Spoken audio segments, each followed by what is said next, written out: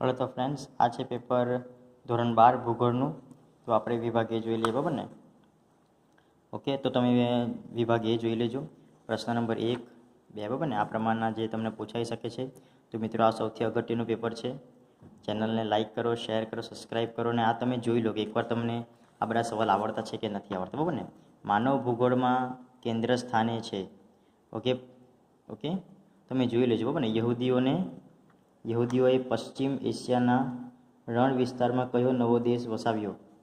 બરાબર. તો મિત્રો, તમે વાંચેલું તો હશે જ. તો આમ તમને આપણે પ્રશ્ન આવડતા છે કે નથી તે જોઈ લો.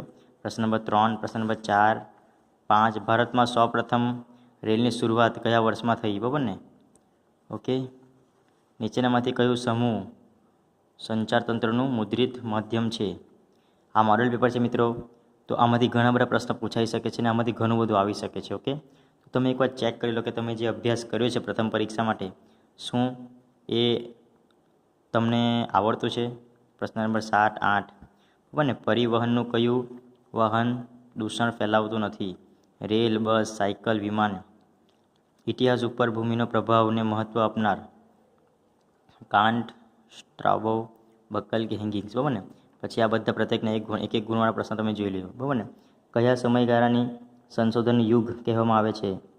ભારતના મધ્યમ વસ્તી ગીચતાવાળા પ્રદેશોના નામ આપો. ખનિજની વ્યાખ્યા આપો. તૃતીક પ્રવૃત્તિ એટલે શું? વિશ્વની સૌથી લાંબી પાઇપલાઇન કઈ છે? ભારતમાં આધુનિક ટેલિફોન સેવાના વિકાસમાં કોનો વિશેષ ફાળો છે? ભારતનો પ્રથમ ઉપગ્રહ કયો છે? ગુજરાત રાજ્યનું જાતિ પ્રમાણ કેટલું છે? ઓકે, પછી ટુંડ પ્રદેશમાં લોકો કયું પ્રાણી પાળે છે? ભારતનો આંતરિક જળમાર્ગ એક કઈ નદી પર આવેલ છે? બરાબર ને? નેક્સ્ટ જોઈ લઈએ કે નીચે આપેલા 21-30 પ્રશ્નોના સંક્ષિપ્તમાં ઉત્તર લખવાનો છે 2 ગુણના. બરાબર ને? તો તમે જોઈ લો મારા ફ્રેન્ડ્સ, તમને આવડતો છે કે નથી. ઓકે. વય જૂથના આધારે ભારતની વસ્તીને કયા 3 વિભાગોમાં વહેંચવામાં આવી છે?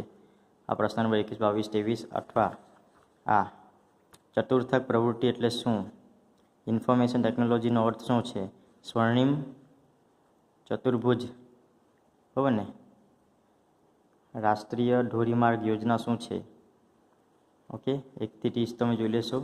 વિભાગ ડીમાં પણ જોઈ લેજો. બરાબર ને? આ 31 થી 35.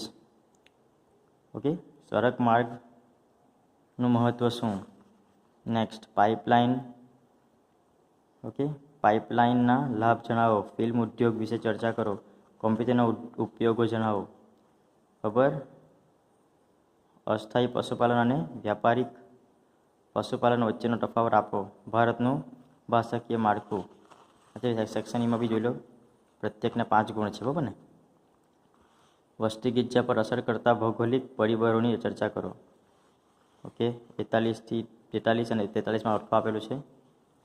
ઓકે, અને આ તમારું છેલ્લું રોપવેની સુવિધા ધરાવતું કોઈ એક સ્થળ. તો મિત્રો, જો ચેનલ પર નવા હોય તો શેર કરો, લાઇક કરો, સબસ્ક્રાઈબ કરો, જેથી કરીને તમને આવા વિડીયો મળતા રહે. Thank you friends.